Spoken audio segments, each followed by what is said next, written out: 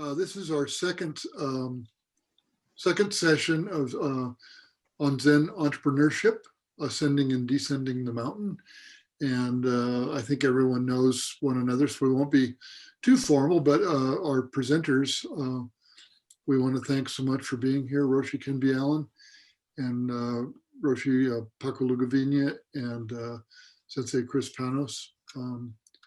And they have a wealth of experience and knowledge in Zen entrepreneurship, social entrepreneurship. And I'm just going to turn it over and let you three gentlemen take over. And we'll probably have people come in here for the next few minutes. So please, thank you. Thanks, Jeff. Who wants to begin? You can begin. You're the youngest. Okay. Nice to see everyone. Last time, not sure everybody was with us. Last time, we had a subheading of what is Zen entrepreneurship, and we try to give some examples of our lives and really try to be a little expressive as to what our experience and what we learned from our teacher, Bernie, relatedly had been. A subtitle for this section might be, how Zen do you have to be? I don't think that went out in the copy, but that was one thing we talked about loosely between the three of us as sort of an instigating kind of a phrase. So I'll say a couple of words and then I'll defer to Ken and Paco. You know, on one hand, Zen is life. Nothing extra. So how Zen do you have to be? Not at all. On the other hand, that's maybe not very helpful in a conversation like this. So Zen entrepreneurship and how Zen do you have to be really speaks to, for me, it speaks to the ethical or moral foundation of what you're trying to do. And for me, it brings up the idea of precepts and a foundation for why you would start a business, why you would participate in a business, or how you inform your daily activity. Do you have a center, or are we working emotionally? Are we dealing with situations in our work from primarily just a reactive or emotional standpoint? So that's my first thought on how Zen do you have to be, and what I do think Zen entrepreneurship may have to offer is sort of a conscious, considered approach to your work, your workplace, anything you start in life. Do you have a place to start from that's very meaningful to you?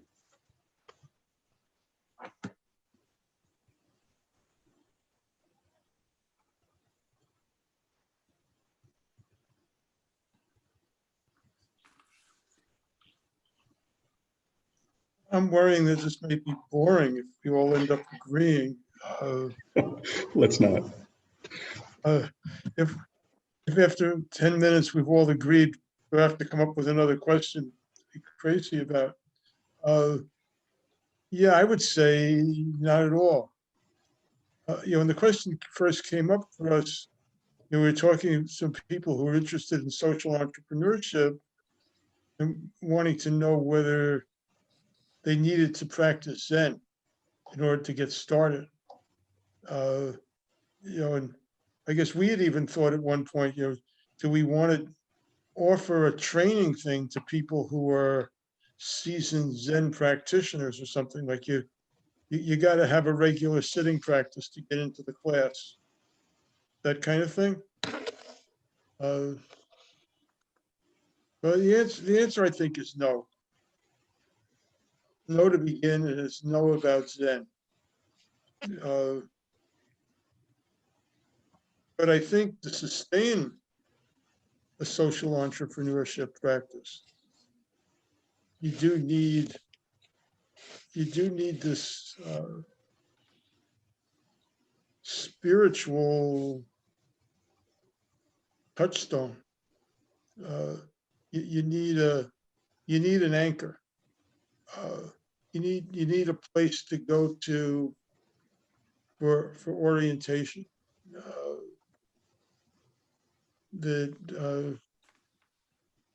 Entrepreneurship is, I suspect, in any context, is a test of faith. That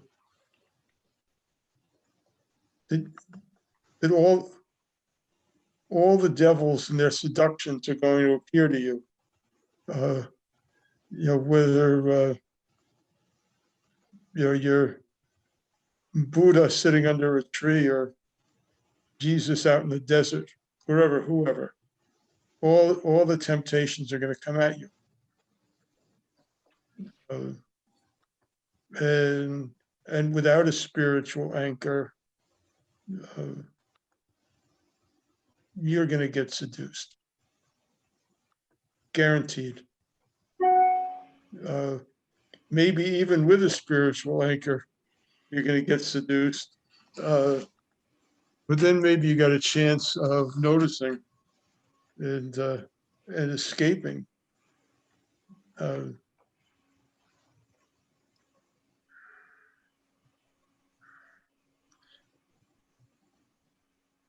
But it doesn't have to be Zen.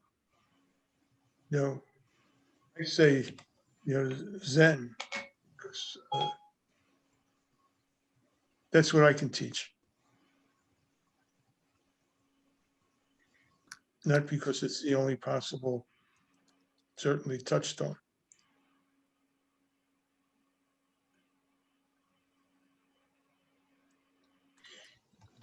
So I'm not going to disagree with my two teachers here, because then I'll get into trouble. But I want to say it differently. If indeed the Zen word, as it connotes religion or Buddhism and stuff like that, is what is being meant by you need that, I agree we don't need that. If Zen is equal to life, then I think you're going to be a lot Zen, because social entrepreneur is about life. When Ken Byalin and I, who I told you shaved my head, so we've known each other for a long time, came to see me 13, 14 years ago, he had been a bureaucrat pretty much all his life. I'm not sure if he had any business experience or anything else like that. My sense is he had very little experience.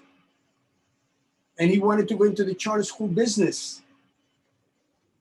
Notice I didn't say charter school education, because in charter school you do education, but charter school also has a business aspect to it. Ken has become a major force in the charter school education business. But a lot of it came because of a huge life experience, a practice, a family tradition. So he came in with full of life to this practice. What I tell people who want to get into social entrepreneurship, which I pretty much define as people who want to do good and do well, that's not a contradiction. Because what happens in social entrepreneurship is the ability to make profit versus an NGO, a not-for-profit, is that profit allows you to scale, which usually doesn't happen. Now with the schools, they're not-for-profits. But the truth of the matter is that we're able to operate it almost like if it was for profit. So therefore we have resources. Without resources, you can't scale up. You can't change the world. And so in terms of the question, for me, a different way of putting it is that you have to have a zestful life to be a social entrepreneur. You have to be able to think big and do bigger. And you have to be able to be very comfortable with failure. I mean, Ken and I had a meeting yesterday before, and he told me about things that happened in the school that I wasn't aware of. The amount of challenges that Ken and the staff went through at the very beginning were, by most measures, unsurmountable. They were really tough things.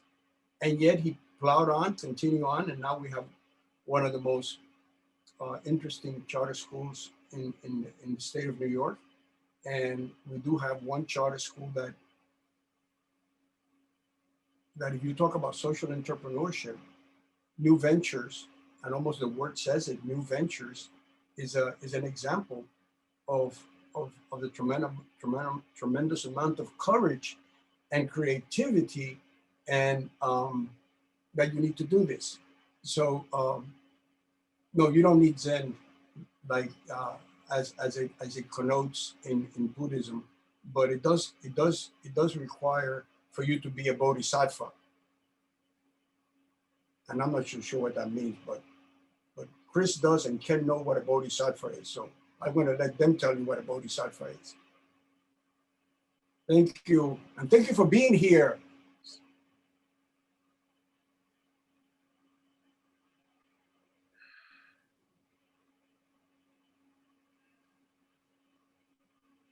Are we opening up for questions yet, or Yes, let's see if we've kicked up enough Yeah. hornet's nest to get something going. Good. let's get some pushback up the mountain, down the mountain? Which way are we going? Up or down, or up and down at the same time? I can see everyone, so we don't need to use the electronic hand. So if you'd like to talk, just raise your hand, and then I'll call on you, and you can unmute yourself.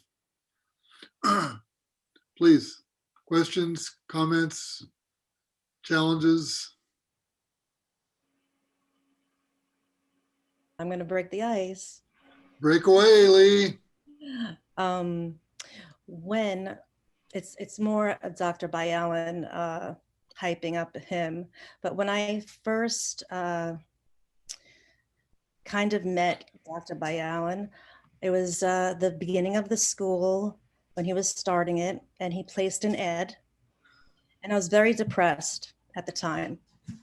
And for some reason, this one day, out of the blue, I was like, go on the computer and just look. And there was Ken's ad. And that ad spoke to me. It was a very unique ad. And I always asked who placed that ad. And I think it was Ken, because I think he was talking to me. He is definitely special. I agree.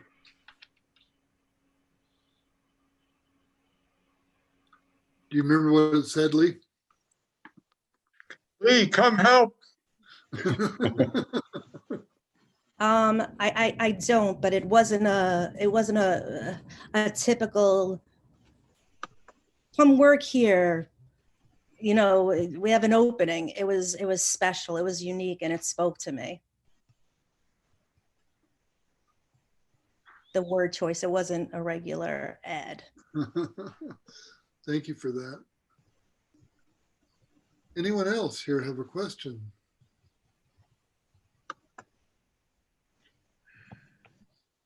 Yoda, please. Thank you. Yeah, this is maybe in the interests of stirring things up, but I was curious, Ken, when you mentioned the temptations that we would be afflicted with as Zen entrepreneurs. I'm curious about if you could say more about that. I do work with a lot of social entrepreneurs, and I find them to be more afflicted by craziness and overwhelm and neurosis than kind of tempted by power or money or blandishments. And I don't know. Yeah, I'd just love to hear more about what you experienced there. Yeah, so a lot of it, a lot of the seduction is very subtle. I mean, some of it's simple. People get into charter schools on the basis of a lottery. In the first year or so before we were established, now I think people know doesn't make, it's not going to help to offer a bribe, but very concretely, you know, in the early days, you know, it was like I could help your school if my daughter or my granddaughter or whatever gets in. That's the kind of easy stuff.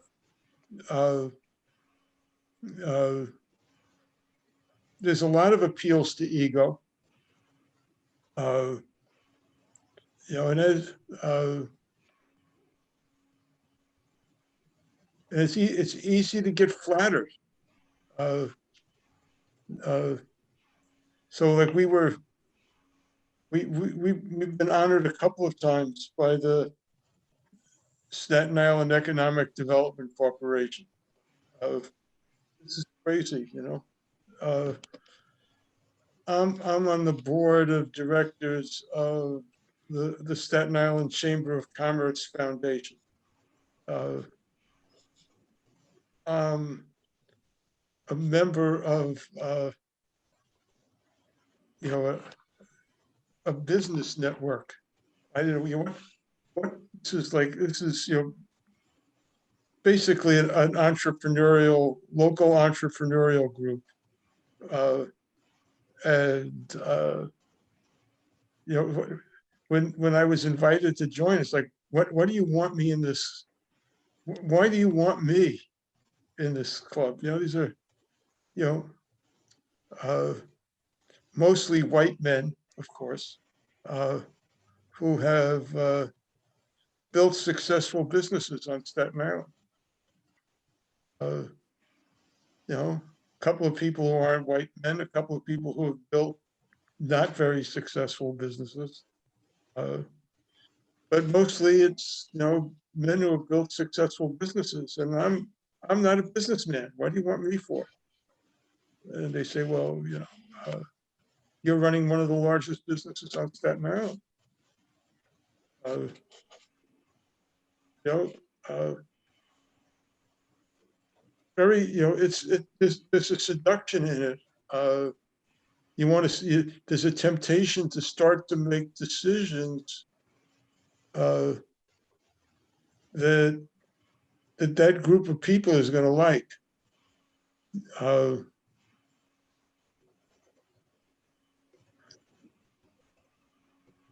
There's a temptation, you know, we're doing well, don't rock the boat.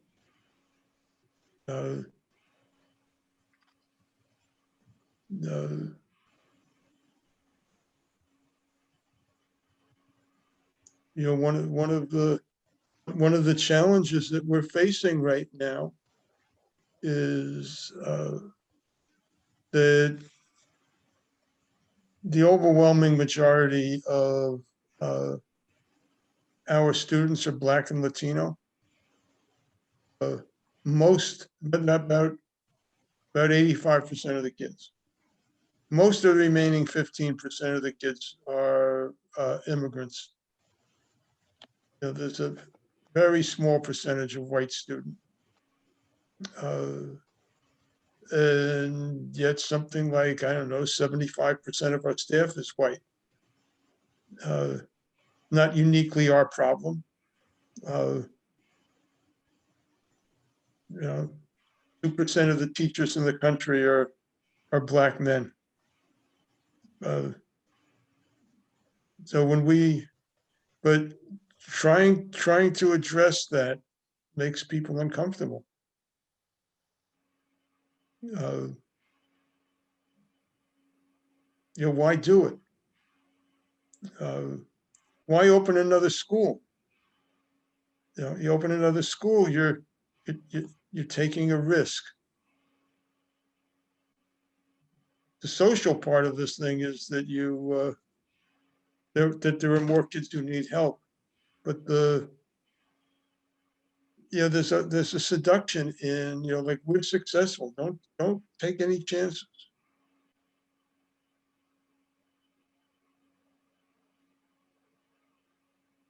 You know, and then there's this temptation of doing well.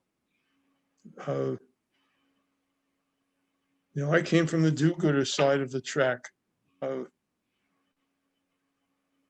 Paco was telling me for years, you know, you're not getting paid enough.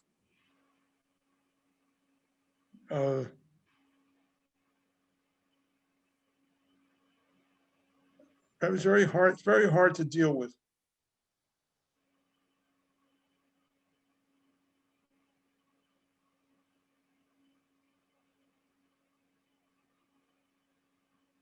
I mean, I took comfort, Bernie had this advice, that you gotta, even if you're a do-gooder or a priest, a bodhisattva, this enterprise is going to need to replace you when they retire. And if you agree to do this work on a monk's stipend, the organization is likely to crash when you retire because there aren't enough monks to do this. So the organization at least has to be budgeting for my salary enough to replace me. But I needed pushes like that from Paco. It's like a temptation that I'm not good at dealing with.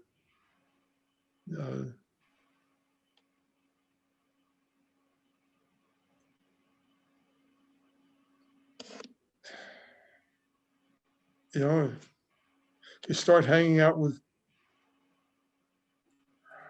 people who are driving Mercedes, and you start to think you're BMWs. Why am I driving a Honda?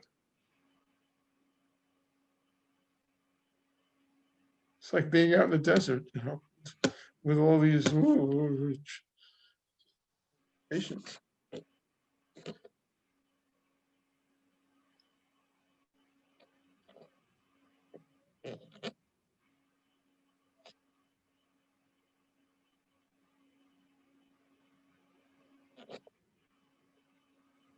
So there are huge problems that one faces when one gets into this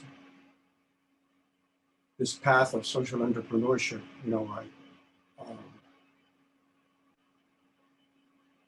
Sustainability. How do you sustain the organization? How do you look at your bottom line, or your triple bottom line? How do you look at what you're doing for your stakeholders, for the people who work for you? Is it fun to do the work? Is it fun for you? Are you kind of laughing and having a good time, or are you getting super serious about the way you're doing it? So that, like in our practice, we say some people, there's something called Zen stink. People begin to get so serious about their practice that they begin to get smelly.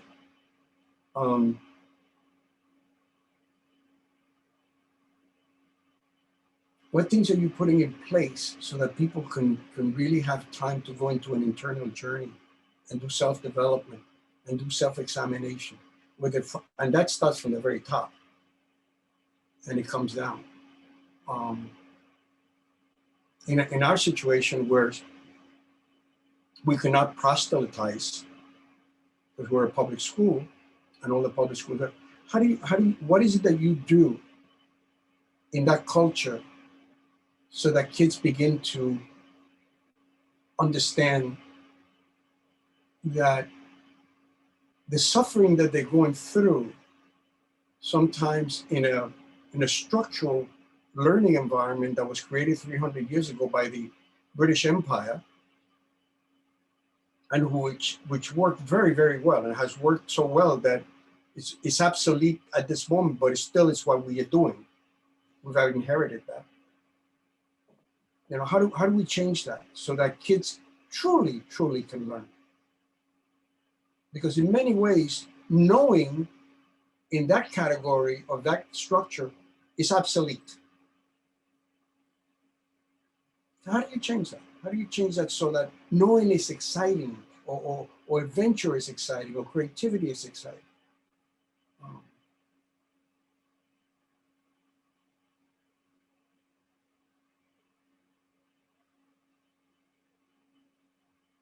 How do we face the world that we're facing right now, where kids and teachers and people are struggling with the way that we're doing this distant learning, closing down, opening down, closing down, the economic conditions that, poor people are probably surviving better than most because they were there already. in many ways. In the neighborhood that I come from, you know, how poor are they going to be than where they've been? You know, in our schools, I forget what in Staten Island is, but most of my schools, 90% of the kids are eligible for free lunch, which means, you know, that economic. So being an entrepreneur and getting into this business where you are not only speaking about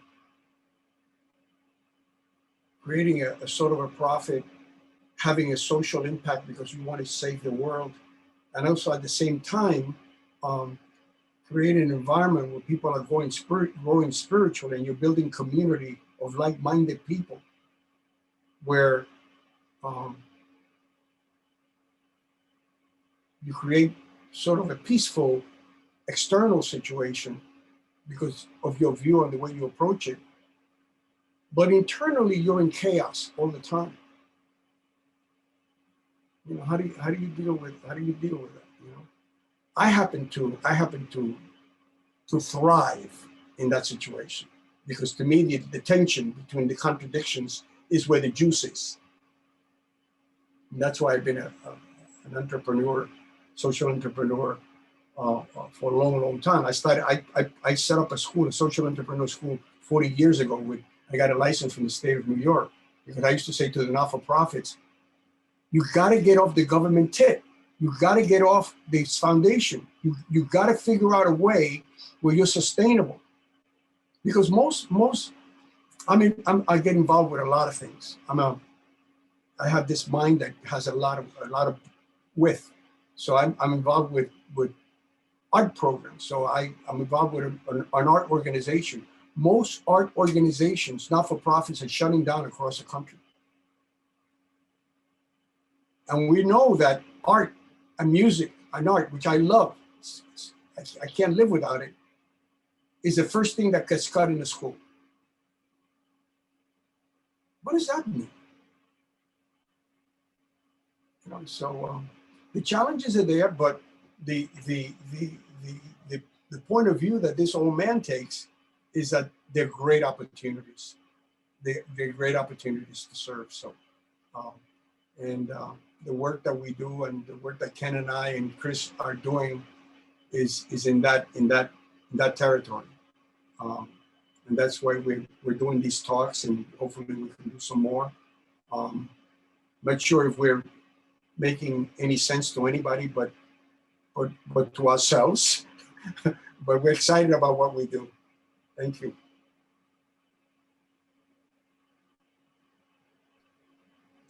Thanks, Paco. Chris or Ken, do you have anything to add there?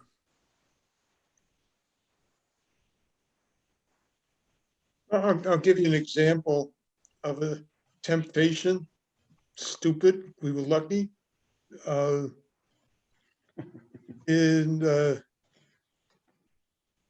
a federal program that supports meals for poor kids, and there's two standards. One for, if you're really poor, you get your meals for free.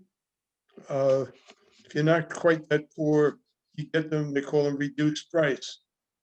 So the parents owe money, and then there were other parents who didn't make that standard.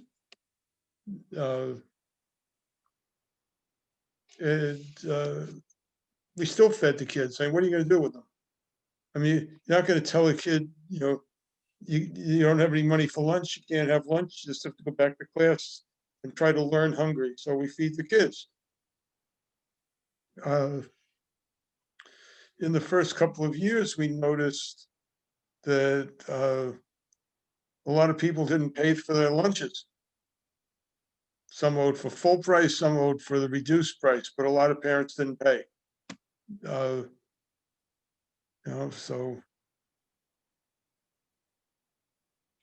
we were upset, when we justified our upsetness, that we have this money for the kids, And if some parents aren't paying their share, then some other kids are basically paying for those kids' lunches. So that's not right. We should collect. And at one point, we even tried hiring a collection agency to, go after the parents who owed lunch money. And we were just saved from that stupidity by the fact that we couldn't get any collection agency which was interested in trying to collect, the tiny amounts of money that these parents owed. It's just like, how stupid can you get?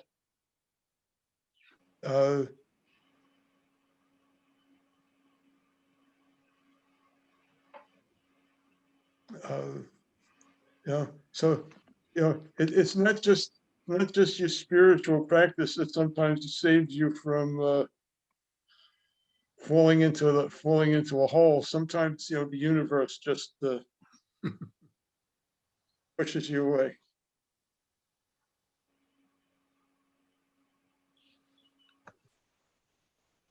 Thanks, Ken. Maybe another question? I've never had any temptations in any of my work, so I can't relate to that one. Was that tongue in cheek, Chris? Yes, definitely. Chris, I'm not seeing a hand yet, so I've got a couple of questions, but maybe I'll just try one of them. And this one actually is for you. And I don't mean this to be clever or wordplay or anything like that, because it came up when you were in your first statement. Is Zen entrepreneurship,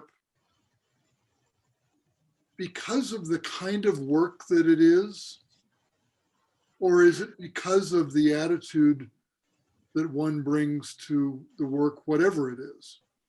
And I guess the upshot, the real question there is, can anything really be Zen entrepreneurship? Go ahead, Chris. That one. That's an easy one. I don't know. Part of the question seems to be about purity, 100% Zen, 100% clarity. And to that, I would just say that,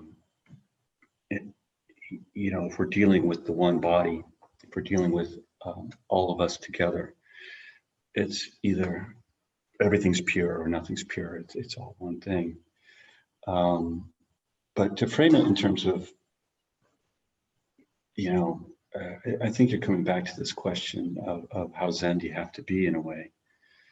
For me with Zen entrepreneurship, and if I start a business, to me, it's from the beginning, it's essentially a really massive, challenging design problem.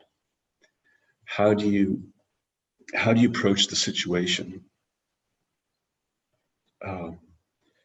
with your best effort, and how do you do it recognizing all the ingredients, and how do you make the best meal?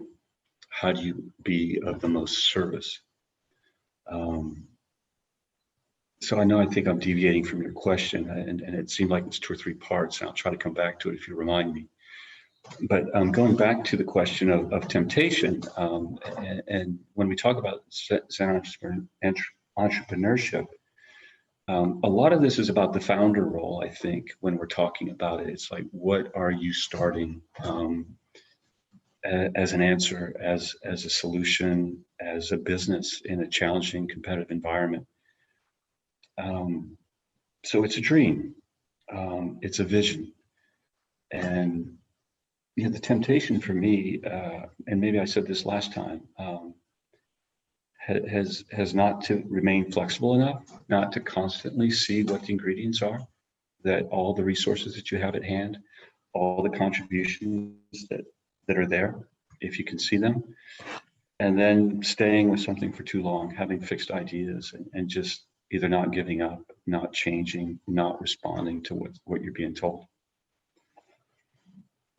So I probably missed most of your question, but I tried to, I started out thinking about an answer. Yeah, to me, the practice that we have has been incredibly, incredibly beneficial to the work that I do. Bernie used to get real ticked off when he used to see things like Zen cooking or Zen restaurant or anything else. He used to go off the rocker and say, "They don't know what they're talking about. You can't do a Zen restaurant. There's no such a thing. They just don't understand."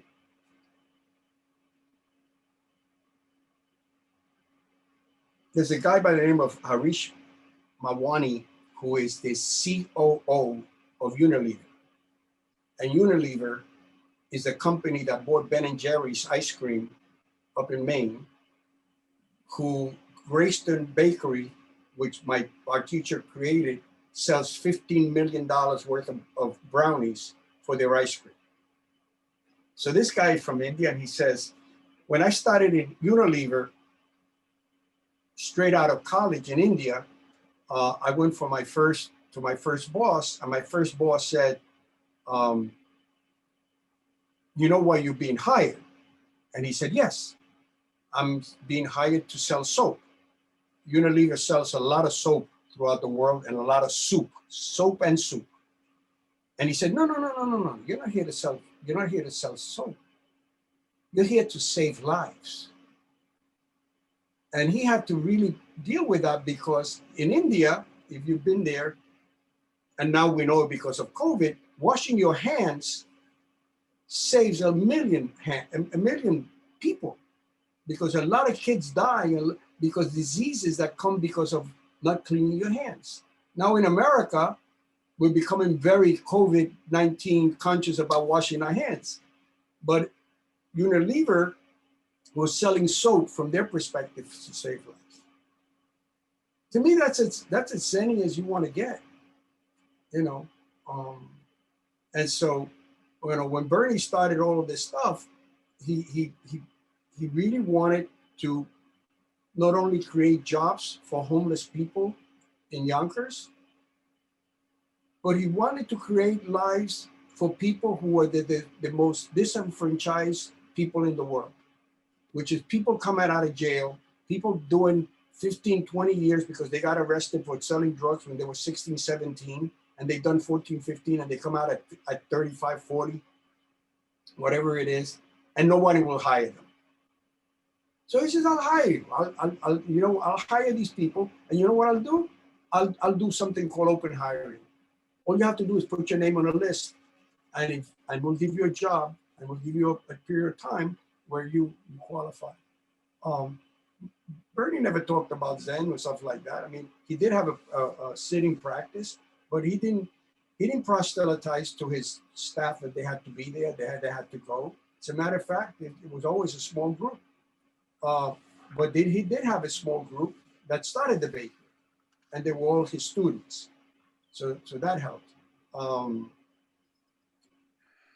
So I think the practice, you know, just to not be misunderstood, at least for me, my practice is very important to what I do. I don't know if that addressed any of your questions, but you know, you're a tricky fellow, Jeff. Thank you. I'll take a Paco. little piece of it. I'll take a little piece of it, Jeff. Good, and then also, Ken, after you, I noticed that Sylvia's got her hand up too. So as soon as you fill in. Oh no, we can skip me. I've spoken. I didn't want to preempt you there, but Sylvia, you've been waiting patiently. Would you like to go ahead? I'm not so sure now, because I think I answered my own question, but I'll ask it anyway. What is the difference between the social entrepreneurship model and a cooperative business model? Because it almost sounds quite similar, unless I'm just mistaken completely. No, I think it's an interesting question. So this connects back for me what I was thinking about Jeff's question about, like, can anything be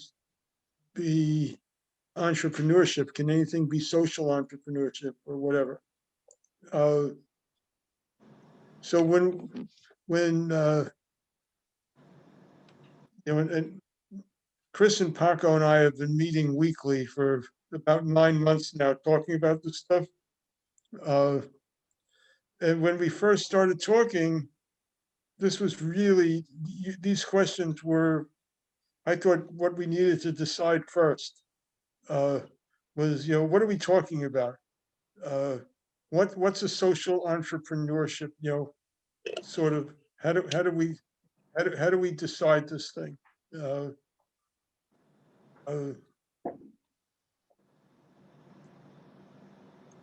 And I had a bunch of thoughts, and I wrote a bunch of pages over the months. And then in some discussion, I think it was Paco reminded me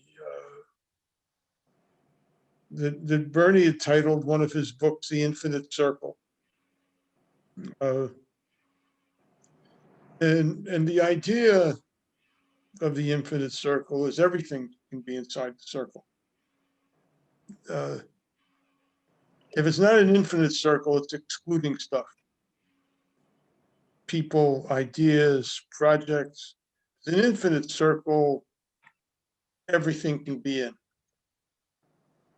So there's a sense in which the distinction you're raising maybe doesn't matter. That anything could be, in Jeff's terms. But on the other hand, no. But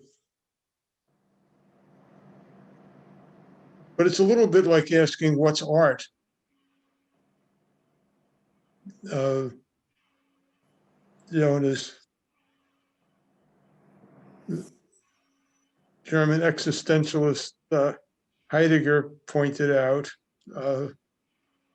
you can't define art without knowing what art is. And you don't have any idea what art is unless you have some idea what art is. Okay.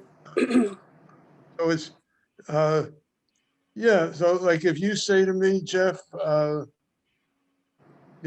my social entrepreneurship is sitting on my cushion, I'm not sure. Tell me more, because on first blush, it doesn't really sound like social entrepreneurship to me. It might be. I might be missing something. When you describe it, at first blush, it doesn't sound like it.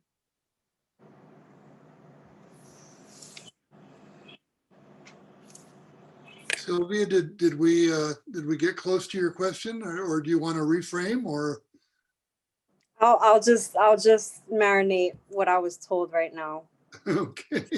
I mean, there are examples, and Chris and I and Ken have discussed this. Is there are cooperatives all over the world in different forms. One in particular is called Mondragon, which came out of the Basque country, started by a Catholic priest because of the high unemployment in the Basque country in 1956. And moving the film forward to today, it's an $87 billion organization with multiple corporations all over the world. And they have never had to lay off one employee during even, the worst of economic times, because when one of their pieces begins to suffer, they just move people into other places. So that's a major success, of doing good and doing well in a different way. That's a really interesting kind of problem, and we've also talked about, once the idea, wouldn't it be wonderful if when we hire somebody, they have a job for life.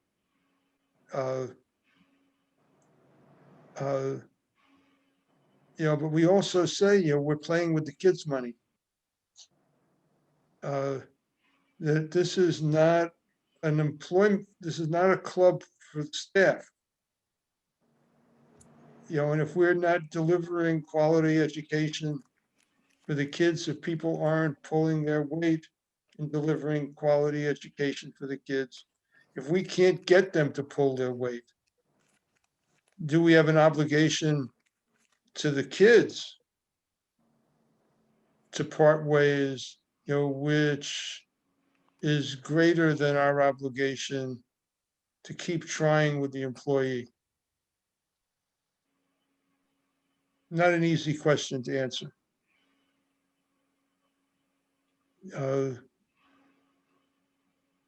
My sense is that we've erred more on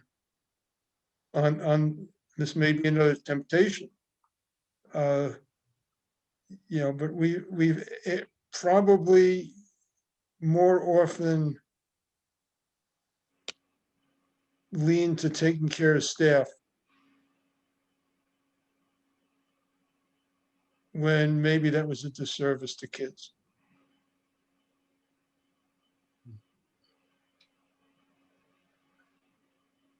And then we got staff in the room here. Yeah, I would like to say something, please. Being a staff member since pretty much the beginning. Well, you were from the beginning. You just tried to leave for a year. Yes. I think that you taking care of your employees makes for a happy teacher that loves work and researches and goes the extra mile. So not necessarily, I don't think that way, what you said. Like yeah.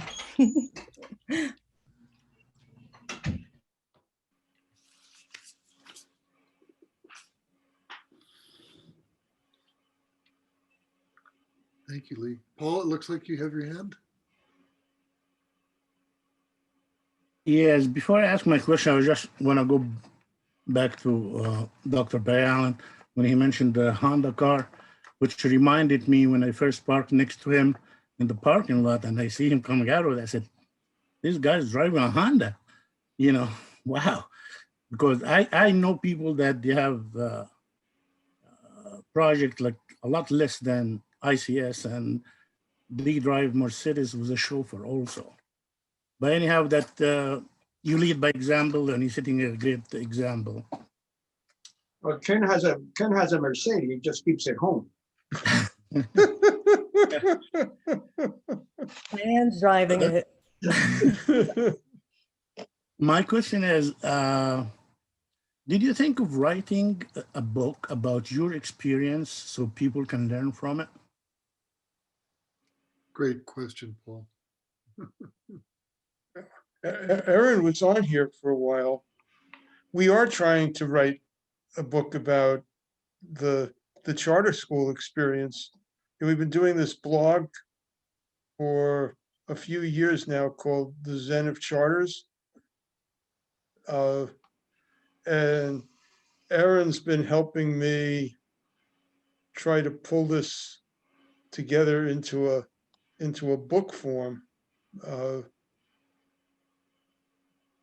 That we are, we are trying to share. It's not a how-to book. It's in my mind, it's an offer of companionship. When you go out on this, when you go out on this Zen entrepreneurship path, it's a lonely place. Being an entrepreneur is a lonely place. Being a Zen practitioner in America is pretty much a lonely place. Being a Zen entrepreneur is a very lonely place. So there's the stories, which are kind of a mix of, what we've done in the schools and little Zen that I've learned and stories from my life. It's an offer of companionship.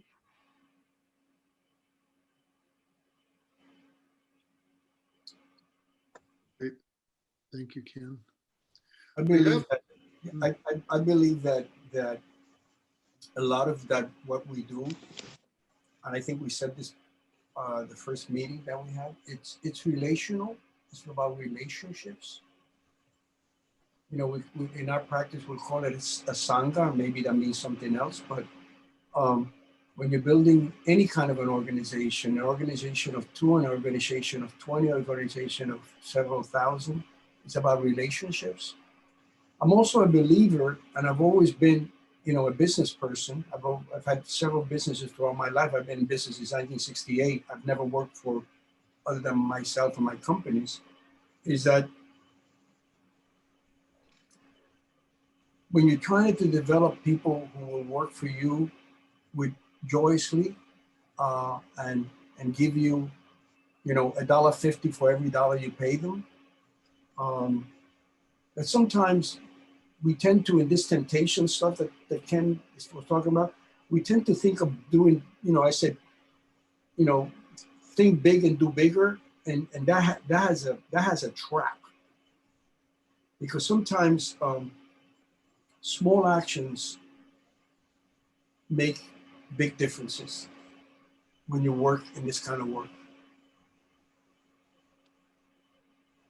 Small actions make big differences. And if you get caught up in the big stuff and you forget that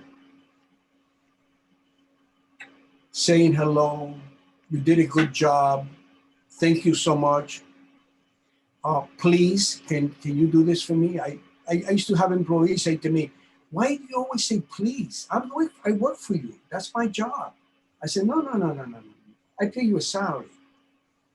But what I'm asking you to do, you know, I want to be respectful of what you do and how you do it. So I used to constantly get pushed back that, why was I saying please? So, you know, those are the kinds of things that I think form the kind of leadership that organizations and for people who want to get into this kind of work need to have. Leadership that have leaders that constantly are saying, you know, realizing how much they don't know and how much they can learn from everyone around them, and including the parents that bring the kids to our schools. The kids themselves are major teachers. Some of those kids got a lot of wisdom, at least the poor kids, the immigrant kids that we deal with, they have had experiences of a lifetime. And so when you're respectful, when you have respect, when, you know, I went to a school and I started to introduce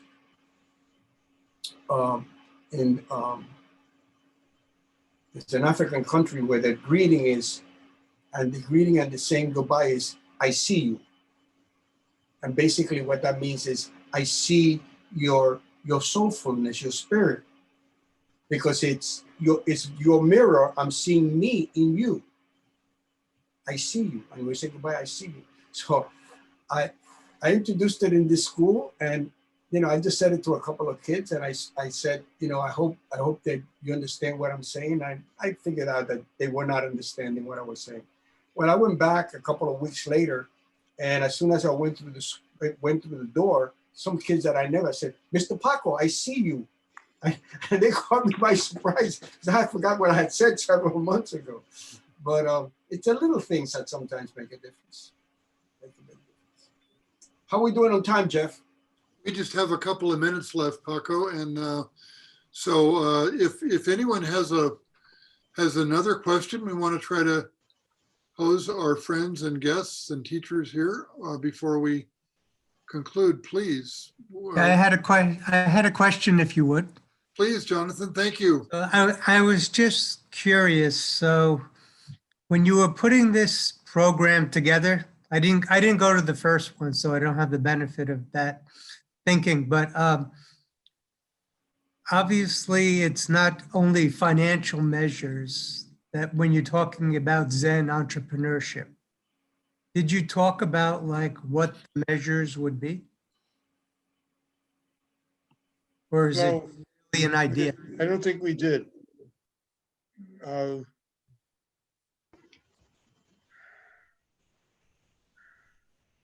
I think, in the case of the schools, there are measures that we have to succeed on in order to survive. So we have to succeed as a business. Meaning we have to operate in the black. We need to generate, sufficient surplus so that we can ride out a storm. We need to meet certain standards of educational achievement for the students, which are set by the state in order to get the charter renewed. But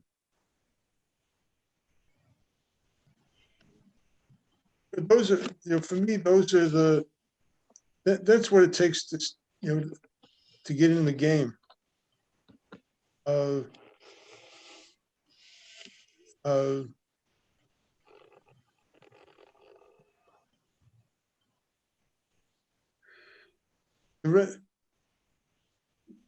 rest is kind of intangible in a lot of ways, although somebody else could measure it, but their measurement just becomes another game. And then people figure out how to play that game. Is it a great place to work? Do people who work there feel good about working there? We have some of our staff in the room, and two of them are people who left and came back. That's the biggest tribute,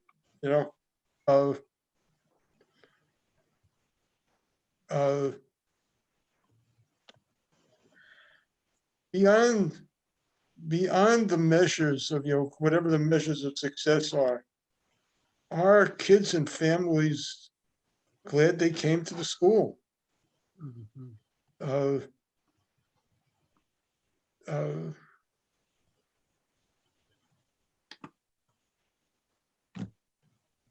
That's what I look for. And then I look at it in terms of like what's important to me. So Bernie said, among all the things he said, probably the one that has stayed with me more than any other is our job as, bodhisattvas, or whatever you call us, is to bring to the societal table those who have been excluded.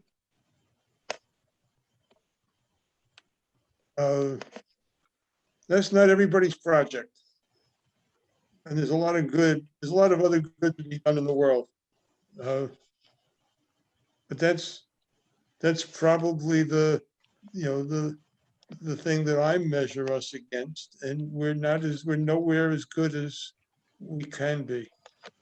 And we're doing very good in a lot of ways.